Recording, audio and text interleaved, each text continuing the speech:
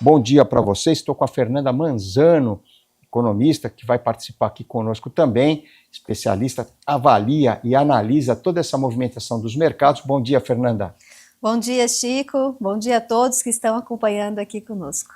Pois é, estamos com a pré-abertura aqui. Olha só, o índice futuro já abrindo com quase 1% de alta, 0,96%, 0,97% de alta, 191.225 pontos. O dólar abre com queda de 0,24% a 4.930, 4.929, na casa dos 4,93. O índice 199, ou melhor, 191.100, 191.100, 115 ali também operando nas máximas, 0,9 de alta.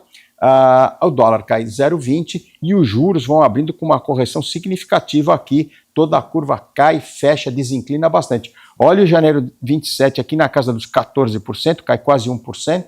Os demais movimentos da curva, o miolo da curva 28, 29 e a parte mais longa da curva também, toda ela em queda. Alta do Ibovespa futuro, queda do dólar à vista, queda do dólar futuro e queda principalmente na curva de juro a termo, os juros 27 até o 37, tudo em queda, todos eles com destaque para o miolo da curva e a parte mais longa da curva, que é mais sensível à movimentação lá de fora.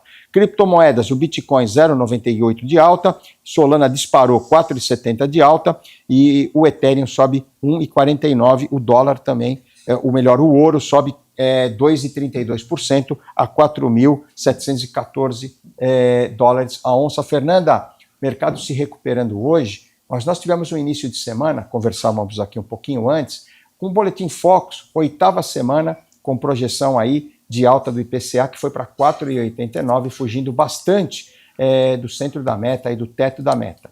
Temos também, além desse IPCA mais alto, projeção do Selic a 13% no fim do ano, nós temos falado bastante disso, vocês vejam que aqui estamos trabalhando com 14% para praticamente o mesmo período, que é janeiro 27, é o primeiro vencimento aí do final do ano, coincidindo com o Boletim Focus, final desse ano, e além do Boletim Focus, IPCA mais alto, Selic, ontem tivemos também ata do Copom. Bom dia mais uma vez, Fernanda, e obrigado. Como você viu essa leitura da Focus, movimentação dos nossos juros, lá fora os juros subiram no começo da semana, ontem os juros caíram bastante lá, 2, 10 e 30 anos, inclusive o juro de 30 anos chegou a operar acima dos 5% nesse início de semana, arrefeceu um pouco, então todo esse cenário para nós aqui, Fernanda. Chico, o que a gente observa é que tanto o Banco Central, através da ata, do comunicado da taxa Selic, da decisão do Banco Central, assim como também a gente vê o mercado através dos vértices mais curtos da curva de juros, a gente vê ambos bastante cauteloso em relação a cortes de juros. Então, a gente observa que na ata do Copom, o Banco Central trouxe os riscos de curto prazo da questão geopolítica, da questão do conflito, e isso tem impactado na inflação, especialmente na inflação de energia, que engloba a inflação aí de combustíveis. Então, sem dúvida, o Banco Central ele não deixou aberto aí mais um corte, ainda que o mercado acredita que pode vir aí mais um corte, sim, na próxima reunião do Banco Central de 0,25. Ou seja, quando a gente compara o início do ano, que a gente acreditava numa Selic mais próxima de 12 até 11,5 até o fim de 2026, hoje a gente vê o mercado projetando uma Selic em 13% até o fim do ano. Contudo, a gente olha na curva realmente janeiro 27 a 14%. Então, o que o Banco Central está esperando? Ver se realmente esses impactos da energia, esses impactos dos combustíveis na inflação pode ser apenas transitório. Não é isso que a gente tem visto a curtíssimo prazo, mas com aí o passar dos dias em relação à guerra, se a gente realmente vê aí amenizando, tá, toda essa questão, aí sim a gente pode ver uma queda no preço do barril do petróleo, que ainda segue acima de 100 dólares. Acredita-se que não deve ter aí um impacto muito maior no preço do barril do petróleo, mas ainda assim esses impactos de curto prazo estão sendo sentidos, mas aqui a gente vê então o Banco Central ainda com bastante cautela o que ele colocou na sua ata. E por um outro lado, sem dúvida, o mercado ainda também aí acredita-se que o Banco Central pode até parar esses cortes de juros agora no curto prazo. Pois é, Fernanda. Então, em cima de todo esse movimento, nós estamos com a Bolsa bem firme hoje. Nós estamos observando, comentamos aqui, veja só, lá fora, o mini Dow Jones nesse momento opera com alta de 1%, 1,05% de alta, o mini S&P 0,84% de alta e o mini Nasdaq, o Nasdaqinho, sobe 1,42%, portanto, alta no mini Dow, mini S&P e mini Nasdaq. Na Europa também a repercussão das notícias positivíssimas, 2,18, agora 2,58, ajustou aqui o preço da Bolsa de Londres, que ontem caiu. A Bolsa da Alemanha sobe 2,71, Paris 3,37 de alta, 2,18 de alta Milão, 2,81 de alta Bolsa de Madrid, o Stock 600, que é o subíndice que engloba 600 ações das 600 maiores empresas lá da Europa, sobe 2,61, sinal verdíssimo para Londres, Paris, Frankfurt, Madrid, Milão, Stock 600, e para os futuros americanos também. Em relação aos balanços, Fernanda, nós tivemos a Advanced Micro Devices subindo mais de 19% agora no pré-mercado americano, a Supermicron subindo 20%, a Intel me chamou muito a atenção, eu venho acompanhando bastante, nós acompanhamos os preços, a Intel estava $50,80 no comecinho de abril, exatamente no dia 6 de abril, próximo passado, ela fechou a $50,78. Ontem ela fechou a $108,22, praticamente o dobro, ou seja, ela subiu 12,99, quase 13% no pregão regular ontem, lá em Nova York, a Intel, que acabou de divulgar seus números expressivos. Então nós estamos tendo aqui no Brasil ontem, Itaú, Unibanco com resultado robusto. Você vê essa movimentação das ações, ontem recorde do Nasdaq, recorde do S&P, recorde na Coreia do Sul, com a Samsung subindo quase 16,5% lá, enfim. Esse resultado das ações está impactando mais nos mercados, na leitura, Itaú, que saiu ontem, hoje tem Bradesco, do que a movimentação geopolítica, evidentemente, do que as preocupações com os dados fiscais. Afinal de contas, também nos Estados Unidos a preocupação com o movimento do juro, o movimento do Fed. Segunda-feira, o presidente do Fed de Nova York, John Williams, em um comentário, claro, em um evento que ele participou, ele citou a possibilidade da inflação americana chegar a 3% no final desse ano. Joachim Knockel, também do BCE, falou que há possibilidade de elevação de juros ainda no final do primeiro semestre lá na Europa. Então, ficam, por um lado, as preocupações com a movimentação dos juros, da inflação, e, por outro lado, esses desempenhos aí magníficos, maiúsculos das empresas e repercutindo, evidentemente, nos índices.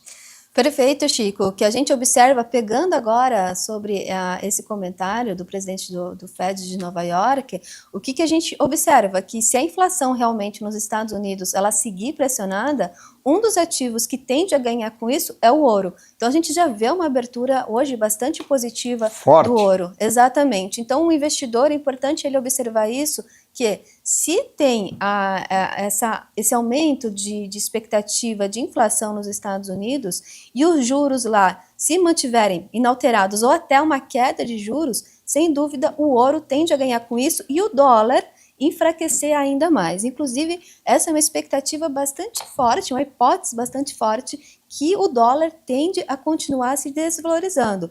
Então, a gente vê ontem também aí uma queda no ano, o real já ganhando 10% frente ao dólar. Então, é um conjunto aí que a gente olha Estados Unidos e Brasil também.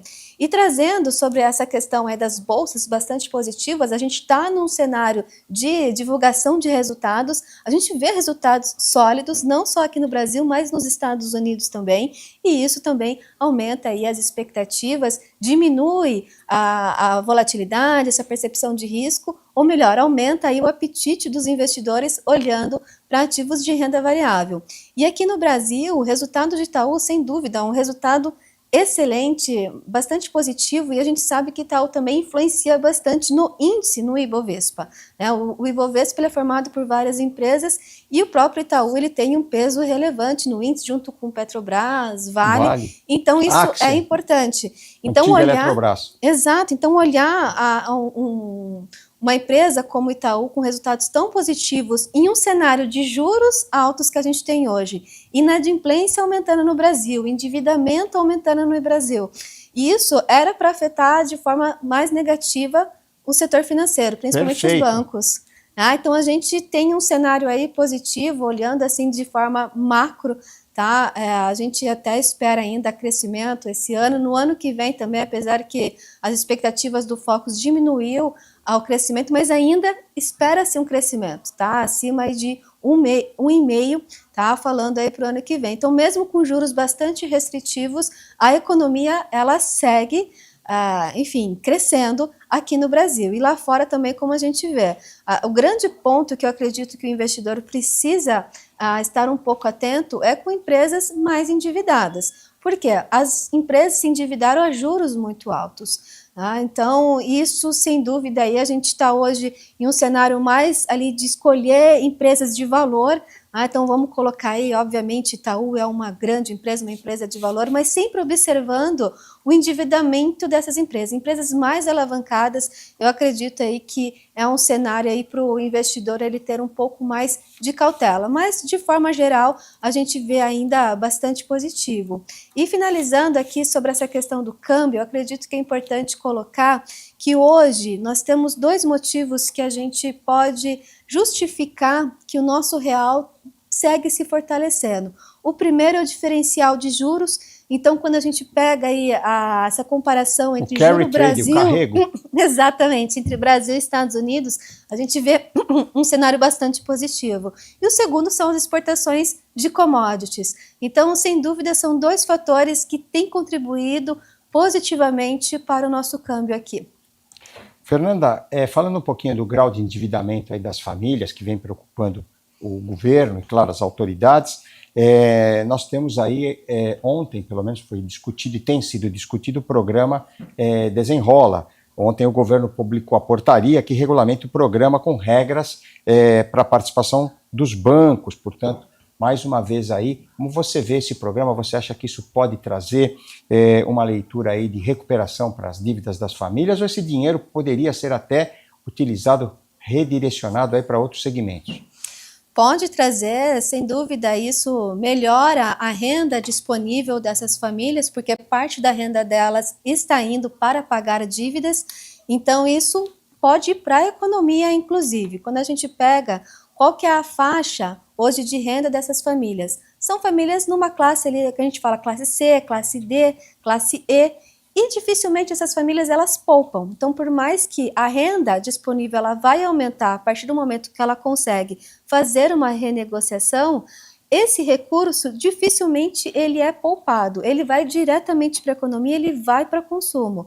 Então, como que eu vejo isso? Eu vejo como um impacto aí positivo na economia. As famílias continuam consumindo e, sem dúvida, isso gira toda a economia, ainda mantém a taxa de desemprego baixa, mantém ainda consumo, demanda e pode, inclusive, Chico, pressionar a inflação. Então, é um cenário aí que acaba corroborando para uma Selic ainda bastante alta, bastante restritiva, tá? E isso convém aí com tudo que o Banco Central tem colocado, inclusive colocou na sua ata. Então, é ano de eleição, normalmente a gente vê isso em ano de eleição, a gente vê algumas medidas do governo para estimular a economia, só que a conta pode chegar, e a conta chega através da inflação. A gente já vê a inflação de alimentos bem pressionada, né? A gente vai no mercado, a gente já vê isso, teve uma alta aí de 16% falando de laticínios, por exemplo, e isso pega assim no bolso do consumidor. Então, é uma medida que ela, de certa forma, é positiva para as famílias? Sim, elas vão ter mais renda disponível. Mas, por um outro lado, falando no agregado, falando em médio prazo, isso chega na economia através de inflação.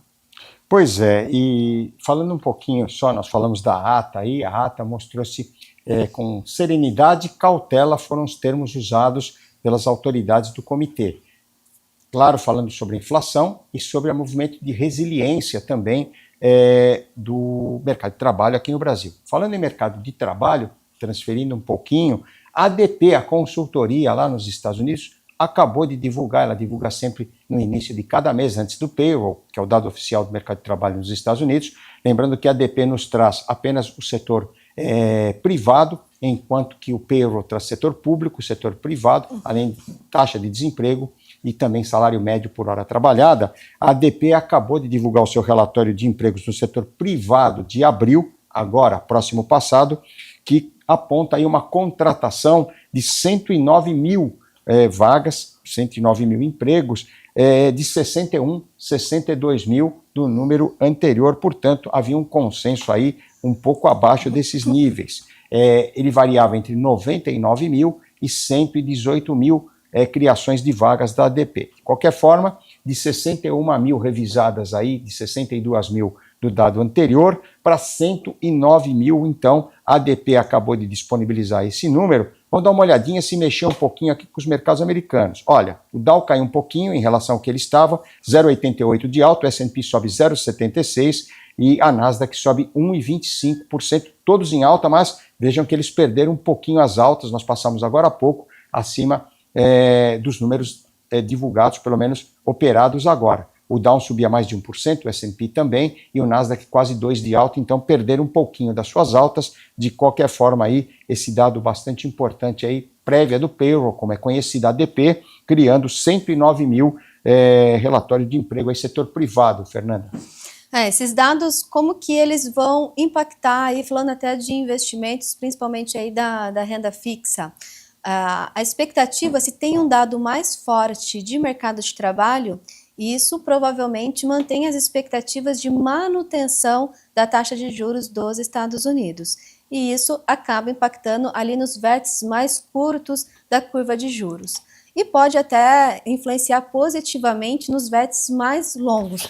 E os vértices mais longos, eles acabam influenciando aqui no Brasil na nossa curva de juros. Então, se a gente vê um arrefecimento lá fora, isso também aí traz para cá também um arrefecimento. Apesar que é sempre importante lembrar do investidor que os vértices mais longos, olhando aqueles vencimentos acima de 10 anos, são muito influenciados, são muito sensíveis ao fiscal, às contas públicas aqui no Brasil, que não está nada legal. Então a gente vê ainda bastante pressionado, aí falando daqueles mais longos.